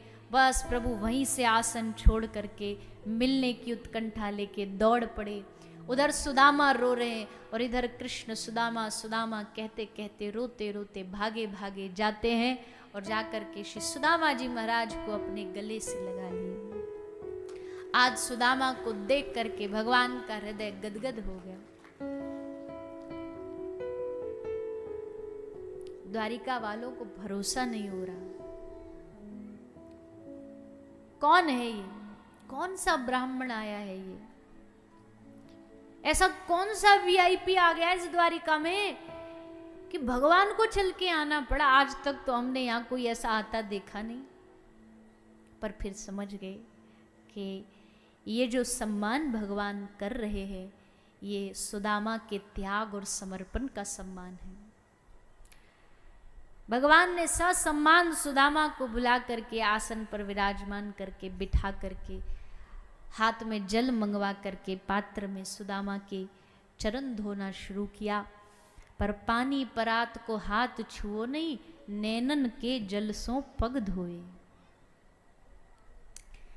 दशा देख के आंसू बंद नहीं हुए प्रभु के, झरझर अश्रु बहते रहे और भगवान सुदामा के चरणों को धोते रहे।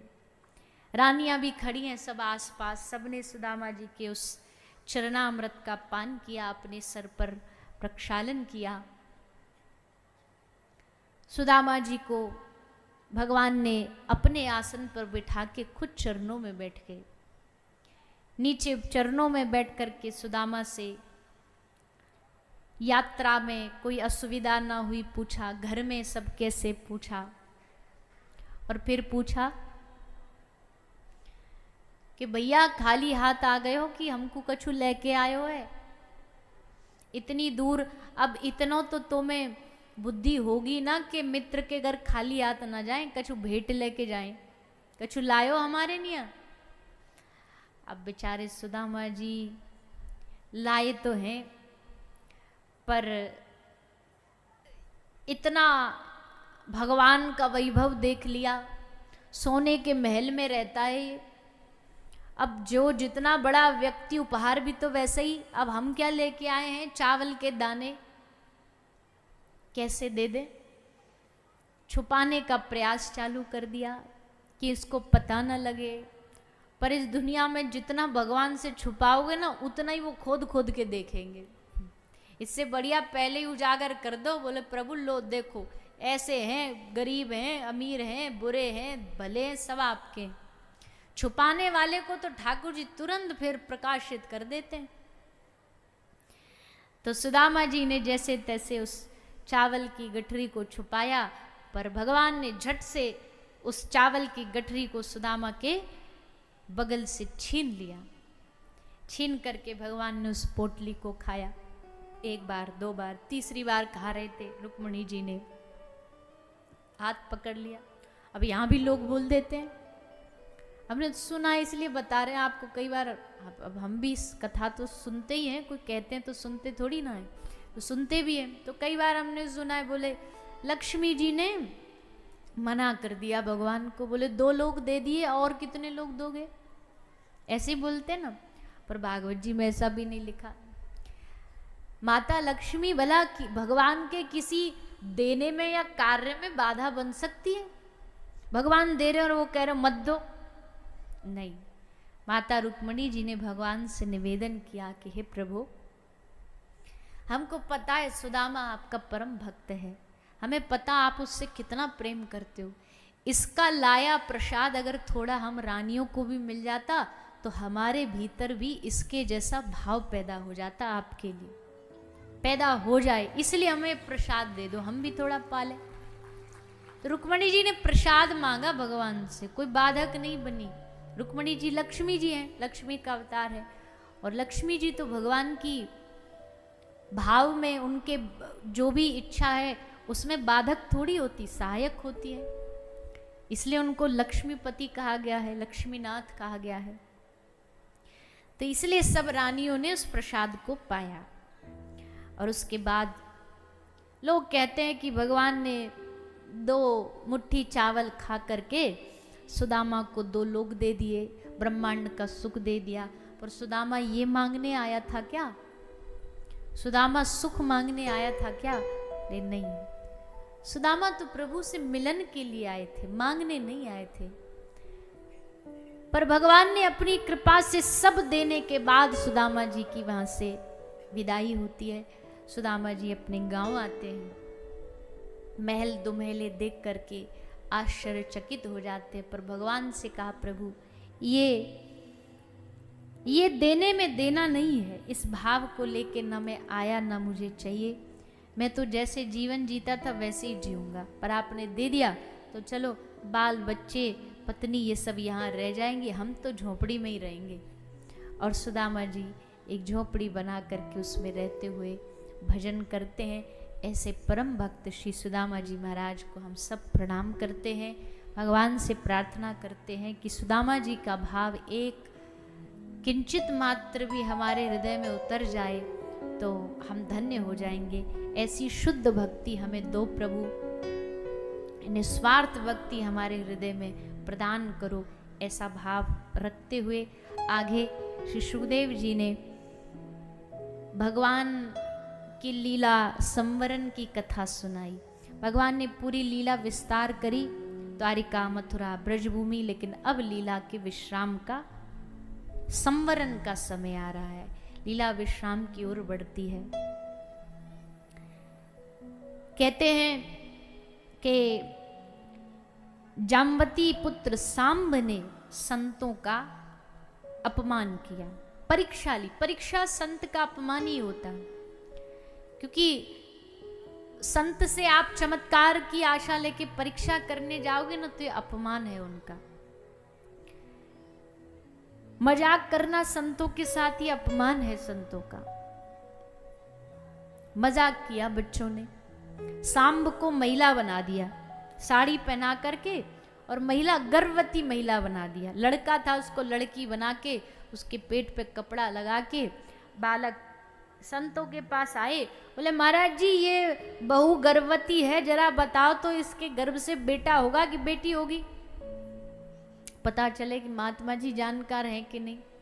संत ने देखा, अंतर्दृष्टि से देख लिया, समझ गए कि हमारे साथ मजाक हो रहा है।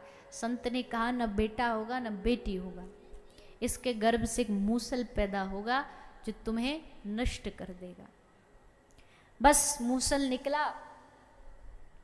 गलती क्या हुई, महाराज उग्रसेन ने भगवान से संवाद किए बगैर उस मूसल को तोड़वा करके उसके टुकड़े टुकड़े करा के पानी में बहा दी।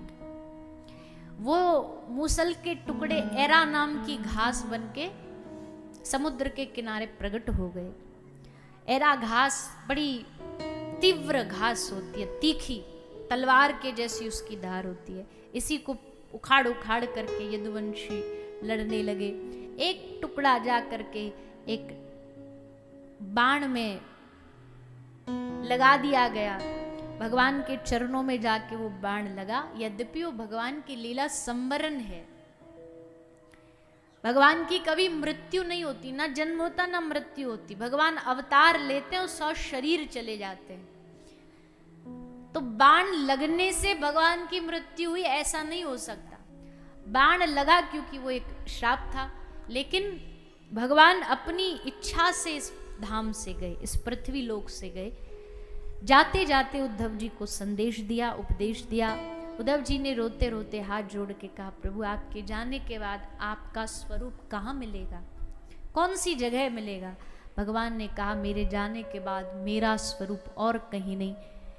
अगर कलयुग में मेरे स्वरूप का दर्शन करना है तो श्रीमद् भागवत जी में ही मेरे स्वरूप का दर्शन तुम्हें प्राप्त होगा।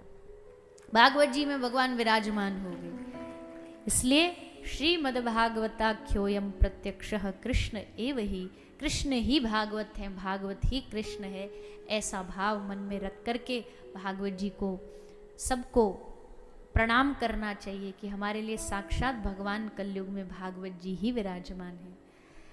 तो श्री सुखदेव जी महाराज राजा परीक्षित को ये सब ज्ञान उपदेश देते हुए अब अंत में कुछ भगवान के चरित्र, एक अवतार हैं भगवान के, उनकी भी कथा सुनाई। दत्तात्रेय भगवान,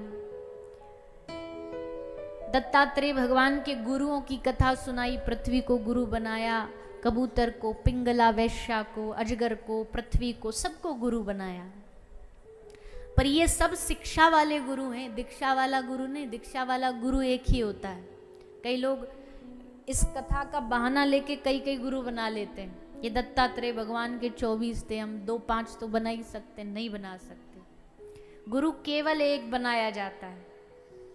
ये जो है ये शिक्षा देने वाले हैं। अच्छी शिक्षा तो आपको दुनिया में किसी से मिल जाए वो सब गुरु है। बच्चे से शिक्षा मिल गई वो भी गुरु। पर जो कान में मंत्र देता है, संबंध बनाता है भगवान से, वो गुरु एक ही होता है। वो बदल नहीं सकते, वो 10 बना नहीं सकते, वो एक ही रहना चाहिए। सोच समझ के गुरु बनाइए, क्योंकि ये रिश्ता कभी नहीं बदलेगा। एक बार गुरु बन गया तो दोबारा नहीं बना सकते। इसलिए कहते ना, पानी पियो छान के, गुरु बनाओ जान के। तो गुरु बनाने से पहले खूब खोज खबर कर लो, उनका स्वभाव जान लो, अपना स्वभाव जान लो, निभेगी कि नहीं दोनों में वो जान लो, और फिर गुरु बनाओ। तो कोई गुरु थोड़ी आपके गले आके पड़ा है कि हमको गुरु बना लो, गुरु बना लो। ऐसा कोई गुरु कहेगा ही नहीं। तुमको सोच समझ के गुरु धारण करना है कि ये हमारे गुरु हैं, सारा जीवन इनके प्रति कोई मन में द्वेष नहीं आना चाहिए। गुरु अपराध नष्ट कर देगा। तो शिक्षा गुरु दत्तात्रेय भगवान ने बनाए हैं। इसके बाद श्री सुखदेव जी महाराज की विदाई का समय होता है। 7 दिन कथा सुनाई राजा परीक्षित को। सुखदेव जी कहते अब हमको जाने का हमारा समय हो गया है, क्योंकि श्राप लगा है राजा को, तक्षक आज आकर के डसेगा। सुखदेव जी ने सोचा जब तक मैं यहाँ हूँ तक्षक आ नहीं सकता, इसलिए क्यों बाधा बनूं, अब मैं यहाँ से चलता हूँ विदा लेकर के। श्री सुखदेव जी महाराज राजा परीक्षित के सर पर हाथ रख के आशीर्वाद दे करके वहाँ से विदा लेते हैं। बोलिए श्री सुखदेव जी महाराज की। परीक्षित राजा ने भी समझ लिया कि अब चंद घड़ी बस बची हैं, चंद क्षण बचे हैं हमारे, उसके बाद प्राण तो जाने ही हैं। तक्षक का इंतजार क्यों करना, तक्षक आके हमें डसे तभी क्यों प्राण त्यागे, क्यों ना उससे पहले ही भगवान में लीन हो जाए हम। और धन्य है राजा परीक्षित, चिंतन करने बैठ गए, कथा का चिंतन, लीलाओं का चिंतन। तक्षक के दंशन से पहले ही अपने आत्मा को भगवान में, परमात्मा में लीन कर दिया श्री परीक्षित जी महाराज ने, और राजा परीक्षित का कल्याण हुआ।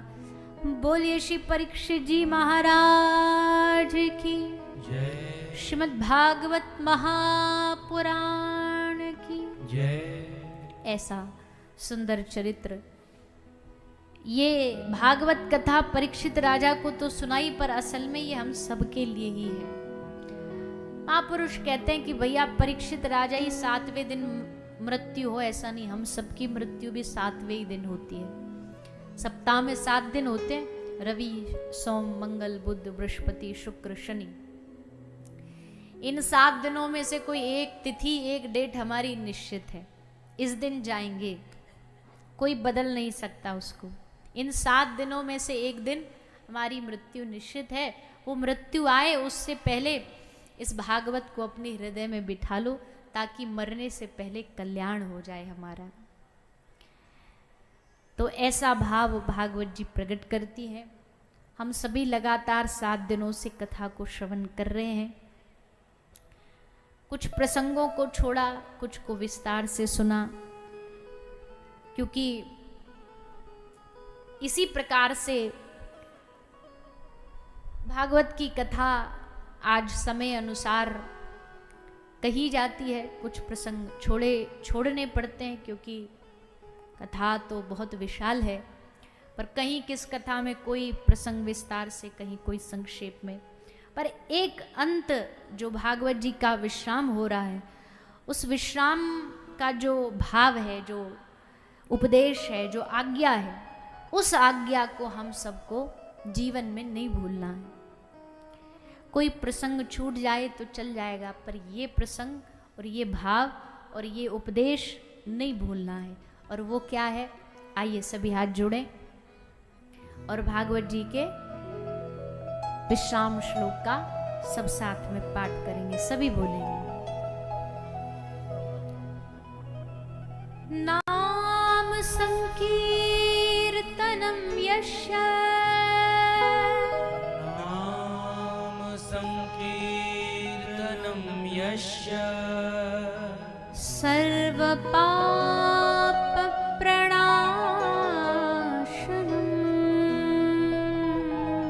सर्व पाप प्रणाशनम,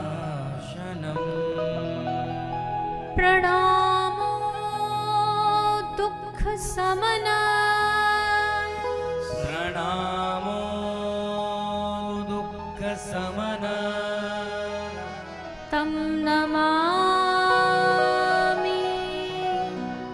हरिं परं, तं नमामि हरिं परम्, तं नमामि हरिं परं, तं नमामि हरिं परम्।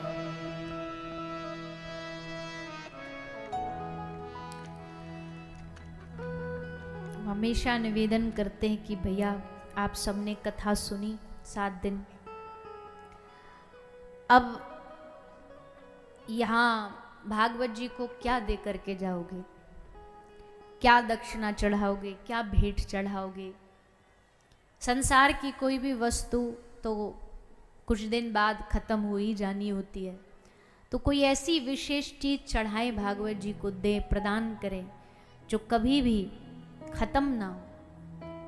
और वो क्या है, बोले यहाँ नियम लेकर के जाइए एक, अब तक जो किया, जो हुआ सो हुआ, पर अब भागवत सुन ली समझ आ गया कि जीवन कितना कीमती है, समझ आ गया भगवान की भक्ति क्यों जरूरी है, क्यों करना चाहिए भगवान का भजन। अब नियम लेकर के जाइए यहाँ से कि कल से हम भागवत जी को अपने जीवन का 10 मिनट देंगे, 10 मिनट भागवत जी को हम प्रदान करेंगे। और कोई बड़ी बात नहीं है, कोई आपसे बहुत लंबी चौड़ी बात नहीं मांग रहे, नहीं कह रहे कि आपको 1 घंटा देना है, कि ध्यान लगाना है, कि घर छोड़ना, ये सब तो कोई कहा नहीं जा रहा। बस साधारण सी चीज़ करनी है। 10 मिनट निकाल के हर रोज़ एक तुलसी माला लेकर के आप सबको एक माला करनी है, नित्य रोज एक माला करनी है। जो माला करते आए हैं उनके लिए तो कुछ है ही नहीं, वो तो कर रहे हैं, खूब करिए, कथा सुन के और बढ़ा दीजिए। जो बिल्कुल नहीं करते, कथा से नियम लेके जाइए, एक माला रोज करेंगे। अब मंत्र कौन सा करें जी? अच्छा तो यह है कि गुरु धारण करो, गुरु जी जो मंत्र दें उसको करो। बोले नहीं है हमारे गुरु जी अभी तो नहीं है, तो सब महामंत्र जपो, हरे कृष्ण कृष्ण कृष्ण हरे हरे, हरे राम राम राम हरे हरे। हर रोज इसका कीर्तन कराया गया आपको, ताकि आप सबके चित्त में बैठे, मन में बैठे। इस महामंत्र का जाप शुरू करो, इसकी माला करो, क्योंकि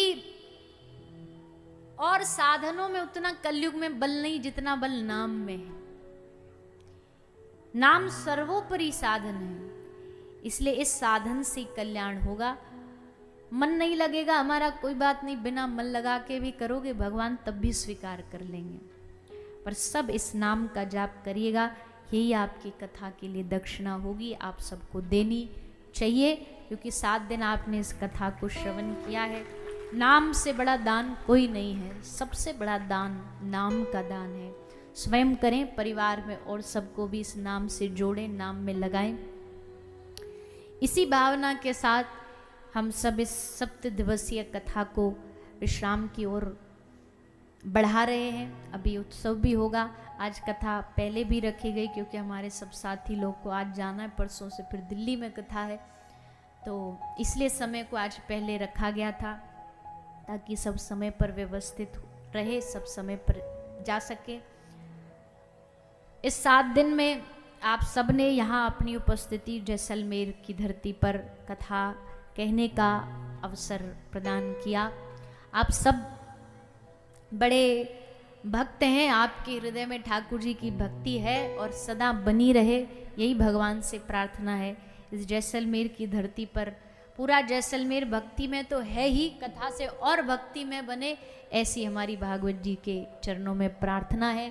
यहाँ अनेकों सुंदर सुंदर मंदिर हैं, हवेलियाँ हैं, बैठक हैं, सबको हमारा प्रणाम है। सब वैष्णव ऐसे ही भगवत सेवा में लगे रहें, ऐसी हमारी भगवत चरणों में प्रार्थना है। यजमान परिवार ने भी 7 दिन तक यहाँ कथा का आयोजन किया, इसलिए यजमान परिवार को भी व्यासपीठ की ओर से बहुत बहुत शुभकामनाएं है। आप सब श्रोता यहाँ पधारे, आपने कथा का लाभ प्राप्त किया, आप सबको भी खूब खूब प्रणाम है। त्वदीयं वस्तु गोविंद तुभ्यमेव समर्पये। भगवान की कथा का पुण्य भी नहीं चाहिए, इसलिए भगवत कथा को भगवत चरणों में ही समर्पित करते हुए आप हम सब कोई भी 7 दिन में कहने बोलने शब्द में भाव में कोई भी त्रुटि रही हो, अपशब्द या कोई भाव जो मन को न भाया हो, तो उसके लिए व्यासपीठ से आप सबसे क्षमा प्रार्थना करते हुए इस कथा को हम विश्राम की ओर बढ़ा रहे हैं। आइए हम उत्सव की ओर बढ़ेंगे, उत्सव में प्रवेश करेंगे। समय तो दिवाली का चल रहा है, पर भक्तों के लिए तो जब ठाकुर जी आ जाए तभी होली, तभी दिवाली, जब भगवान का उत्सव मनाने का मन करे तभी मना लेना चाहिए। तो आज हम भगवान की सुंदर होली उत्सव का आनंद लेंगे, लेकिन हमारी एक शर्त है। यजमान परिवार कान खोल के ध्यान दे के सुनो, इधर कोई भी मंच पे नहीं चढ़ेगा। शर्त ये है, जितने भी हैं सब नाचेंगे यहाँ सामने। यहाँ पे सिर्फ ठाकुर जी रहेंगे, एक जो मुख्य यजमान जी वो बस पुष्प डालने के लिए यहाँ ठाकुर जी के लिए रहेंगे। अगर आप चढ़े तो हम बीच में ही उत्सव रोक देंगे, फिर आप खुद ही नाच लेना जनरेटर की आवाज पे, भजन विश्राम हो जाएगा। तो इसलिए भागवत जी की थोड़ी मर्यादा बनाए रखो, सब नीचे सामने खड़े होके खूब नाचो जितना आपको नृत्य करना है, क्योंकि उत्सव है तो नाचना तो बनता ही है ठाकुर जी की होली में। पर ऊपर नहीं चढ़ेंगे, सब नीचे से नृत्य करें और ठाकुर जी ऊपर रहेंगे, एक यजमान परिवार बस ऊपर रहेगा, आप पुष्प वर्षा करेंगे और फिर ठाकुर जी आप पे फूल बरसाएंगे। तो पुष्पों का आशीर्वाद लेना है तो सामने खड़े होके लो और आइए हम सभी उस उत्सव में आज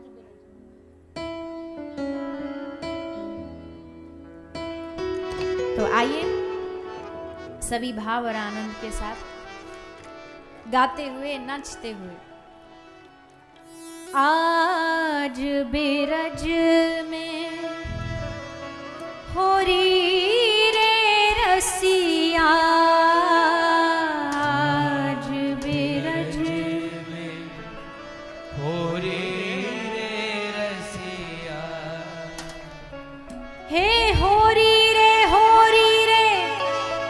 बर जोरी रे रसिया, होरी रे बर जोरी रे रसिया, हे होरी रे बर जोरी रे रसिया, होरी रे बर जोरी रे रसिया। उठाइए दोनों हाथ सभी भाव से।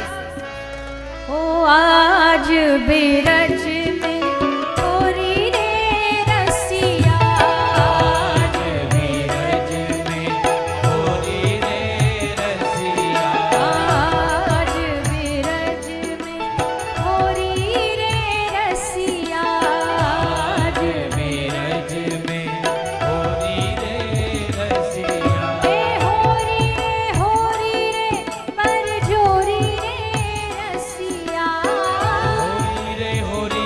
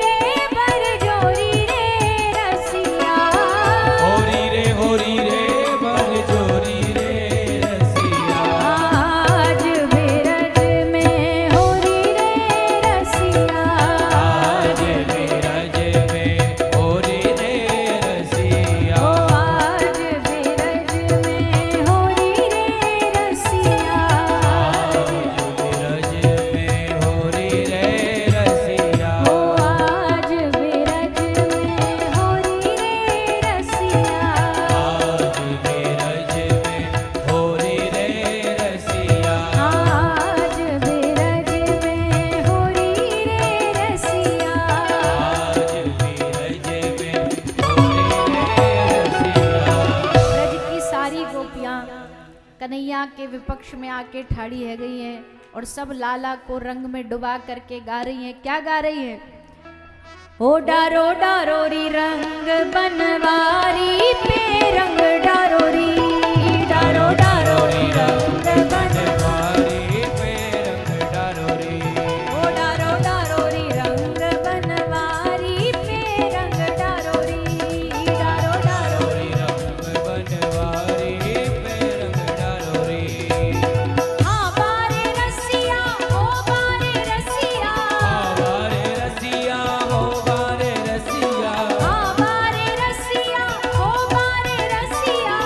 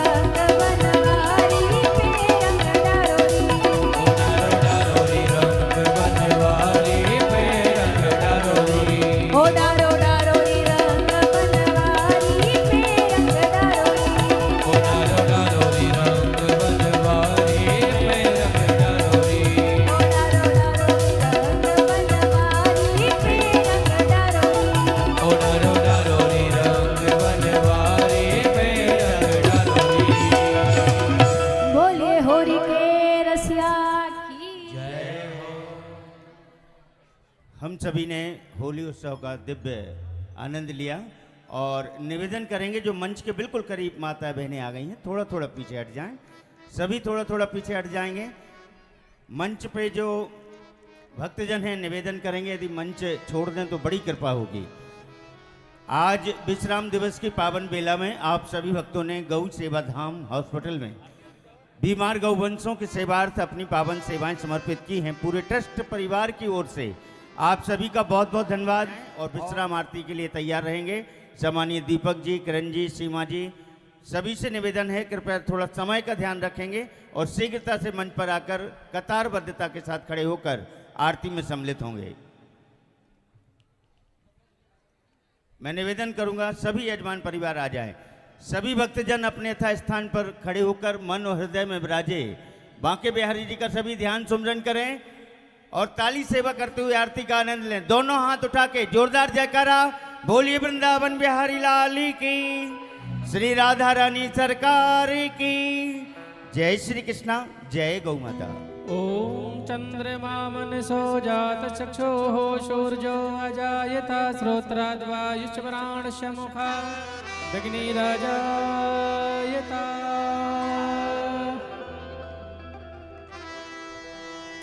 बांके बिहारी तेरी आरती गा, बांके बिहारी तेरी आरती गा, कुंज बिहारी तेरी आरती गा, कुंज बिहारी तेरी आरती गा, तेरी आरती गाऊं प्यारे आपको रे जाऊं, आरती गाऊं प्यारे आपको मनाऊं, आरती गाऊं प्यारे आपको रे जाऊं, आरती गाऊं प्यारे आपको मनाऊं, बेखेर भर तेरी आरती गाऊं, बांके बिहारी तेरी आरती गाऊं, मोर मुकुट तेरे शीस पे सोए, मोर मुकुट तेरे शीश पे सोहे, प्यारी वंशी मेरा मन मोहे, प्यारी वंशी मेरो मन मोहे, प्यारी वंशी मेरो मन मोहे, प्यारी वंशी मेरो मन मोहे, देख छवि बलिहारी में जाओ, बांके बिहारी तेरी आरती गाऊं, चरणों से निकली है गंगा प्यारी, चरणों से निकली है गंगा प्यारी, जिसने सारी दुनिया तारी, जिसने सारी दुनिया तारी, जिसने सारी दुनिया तारी, जिसने सारी दुनिया तारी, उन चरणों में शीस नवाओ, बांके बिहारी तेरी आरती गाऊं, व्यास दास झुके नाथ आप हो, व्यास दास जो के नाथ आप हो, सुख दुख जीवन प्यारे साथ आप हो, सुख दुख जीवन प्यारे साथ आप हो, सुख दुख जीवन प्यारे साथ आप हो, सुख दुख जीवन प्यारे साथ आप हो, श्री चरणों में बलिहारी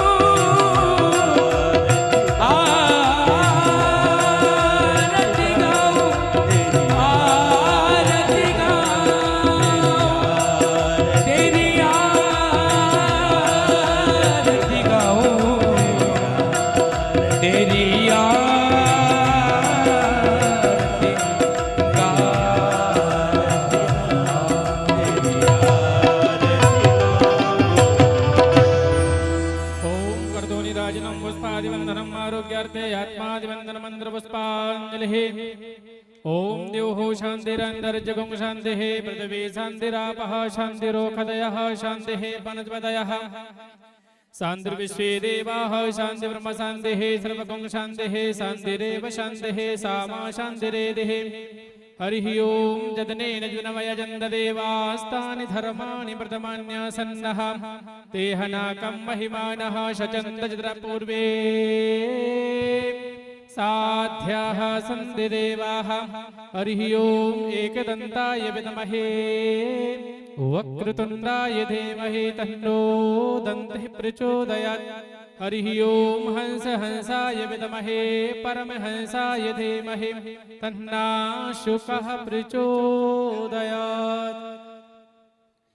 सेवन्तिकावकुलचम्बक पाठलाब्जे पुन्नः गजाति करवीर रसाल पुष्पे बिल्व प्रवाल तुलसी दल मंजरे भेतां पूजयामि जगदीश्वर में प्रसीदा।